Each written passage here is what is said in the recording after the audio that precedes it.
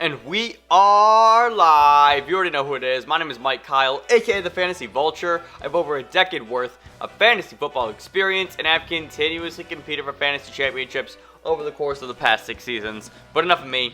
I'm here for you. On today's episode of the FV Show, we are going to continue our Week 2 game previews, breaking down every single Week 2 game, all through the lens of fantasy football. Up next, we are talking the Carolina Panthers versus the Tampa Bay Buccaneers. So if you are excited for this Week 2 matchup, be sure to hit that like button down below like an open receiver downfield, Tom Brady style. And also smash that subscribe button like a power running back up the middle so that you never miss a video from me doing anywhere between 30 and 40 fantasy football related videos all throughout the week.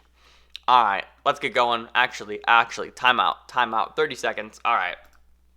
Follow me on our social media platforms at FF Vulture. I've been loving the interactions that I've been having over there and into the DMs, answering a lot of start-sit questions, trying to help you make the best lineup moves that you possibly can, and also some trade offers as well. And also, there's going to be a link right up here to my Week 2 game previews, the full playlist. So if you're looking for any particular game or matchup or player, you can find it right over there. All right, now let's roll. Panthers versus Bucks, Week 2.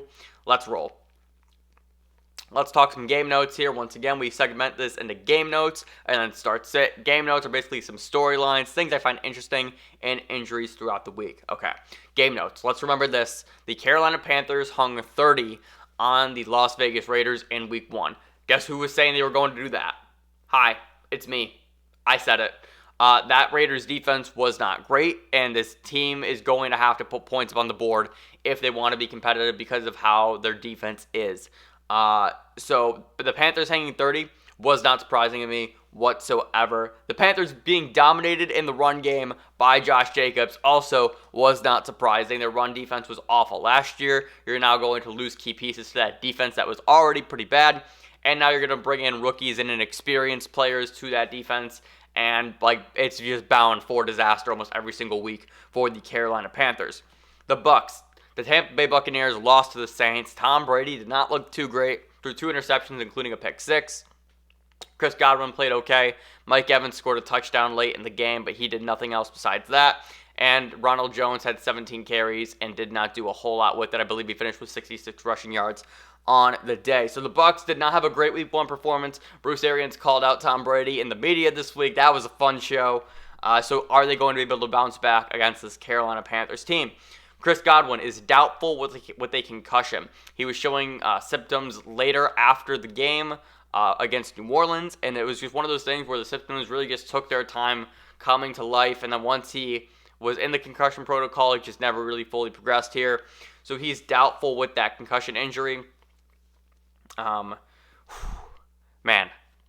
I just kind of keep thinking here, there's a team in my league that has an incredible core of wide receivers. I think I've talked about this before. Chris Godwin, Michael Thomas, Kenny Galladay, Odell, and Tyler Lockett. And his wide receivers are just dropping like flies, especially with this Chris Godwin news here.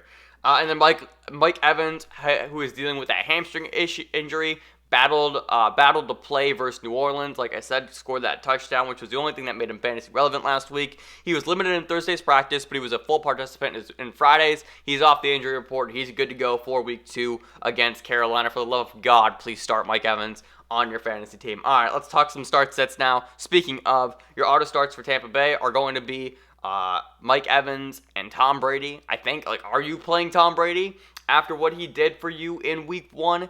Probably because you drafted him to be your quarterback, so you're likely going to roll that dice again for him this week.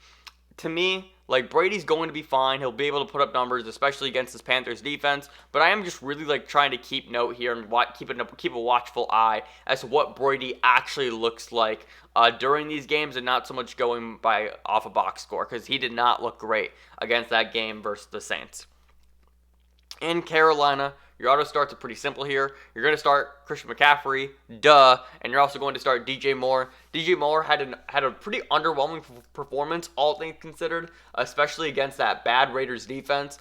He was actually targeted 9 times, which is something that I was expecting heavily. Only caught 4 of those targets for 54 yards. So again, it was a pretty lackluster day, but he had the opportunity to make it much better, and I think that's going to be the case here again versus Tampa Bay as well.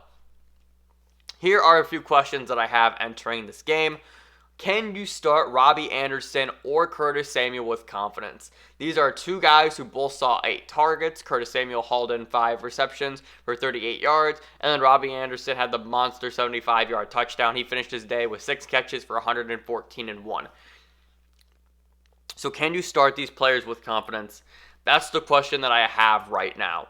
And right now my answer is no. I'm trying to stay away from these players right now. And the reason why, it's really 2 things. One, I just want to see it for another week. I don't know how many decisions I want to make just based off of a 1-game sample size, as is.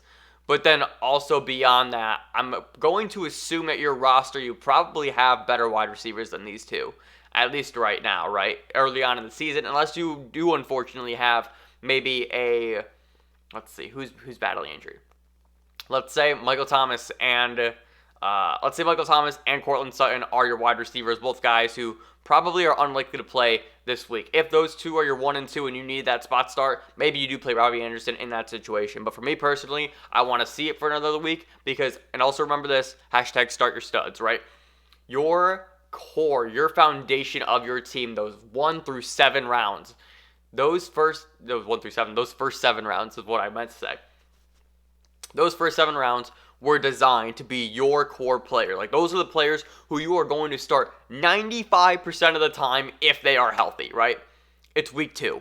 Please, start your studs. Don't get cute. Don't get fancy. Start the players who you know are going to produce. All right, now that I got that out of the way for the second time in the past hour, I'm actually super intrigued at what Teddy Bridgewater does this week against a good defense. This Bucs defense is much better than the Raiders. They got a lot of great pieces on it. And Bridgewater played really well, I thought, against the Raiders. Let's pull up that stat line one more time here. 22 for 34, 269, and 1, including a 2-point conversion, 4 carries for 26 yards. Again, that was something that I really was expecting from Bridgewater against that game versus Vegas. So to see that come through and just to see how the Panthers offense look and what their game plan has to be based upon their defense and things like that, I'm really excited for Bridgewater this season. Am I playing him this week? No. Again, I just want to see it one more time. I want to be reconfirmed. I want more confirmation as to what I expect. 1 game for me is not enough for some of these fringe players. I really want to see it for 2 or 3 weeks before I give them the green light, smash that button to start them week in and week out. And finally, for the time being, this is Ronald Jones' backfield. Ronald Jones, we were all this is the thing, right? The entire conversation leading through this offseason was, is Ronald Jones going to be the guy? How much work is he going to get? Is he going to be the guy in the receiving game? Oh my God, they drafted Keyshawn Vaughn. What does that mean for Ronald Jones? Oh, wait, what's this, huh? Adam Schefter just tweeted that Leonard Fournette is signing with the Tampa Bay Buccaneers. Guess what? None of that shit fucking mattered because this is Ronald Jones' backfield, and it's not even close. Where's my box score here? Ronald Jones last week had 17 carries for 66 yards and was targeted 3 times in the receiving game. Leonard Fournette played 6 snaps, had 5 carries, and caught 1 pass. LaShawn McCoy caught 1 pass, and that was it for 2 yards.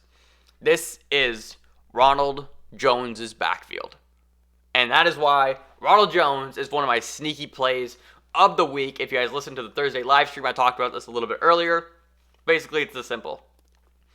Josh Jacobs absolutely torched this Carolina Panthers defense. That is now, it looks like, for the 2nd straight year, has been awful against the run.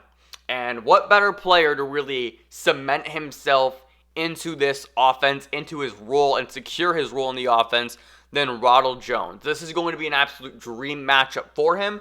I'm starting him this week. Right now, tentatively. And I think it's probably going to stay this way. Can I pull this up? I am starting Ronald Jones over Austin Eckler, a guy who I'll also talk about in a different video. But the reason why is simple. The math adds up. This Carolina defense is bad. Secondly, Ronald Jones is the guy. I'm not scared of Fournette, at least of right now. Not even scared of LaShawn McCoy in the slightest. And Keyshawn Vaughn is dead for the season. So I'm going to start Ronald Jones. I also kind of need a smash play here. So to me, Ronald Jones is a guy who I think has a safe floor, but also kind of has a really high ceiling as well. And I got Kareem Hunted? Yeah, I got Kareem Hunted on Thursday night. So I'm down 22. I'm in a big hole. And I actually like Ronald Jones' upside more than Austin Eckler's. So I'm going to take that swing for the fence play with Ronald Jones. But I think that's actually going to do it here for my Carolina Panthers versus Tampa Bay Buccaneers Week 2 game preview. If you enjoyed this video, be sure to leave a like and subscribe down below. Wait. I want to say one more thing, too. One more thing. Actually, before I wrap this up. Gronk, I'm not starting. OJ Howard, I'm not yet fully starting, but I am again keeping an eye on Scotty Miller, wide receiver for the Buccaneers. In fact, if you're in a deeper league and you need a deep flex play with Godwin being unlikely to play due to that concussion, Scotty Miller is actually a pretty damn good start for you this week. He's probably a guy who I should be considering as another sneaky start. So if you need one, there's another one for you. All right, now I'm actually going to get out of here. Once again, thank you so much for watching. If you enjoyed, be sure to hit that like button down below. Also hit that subscribe button, like a power running back up the middle so that you never miss a video from me. And again, people come and go, but fantasy championships are forever. I will see you in the next video.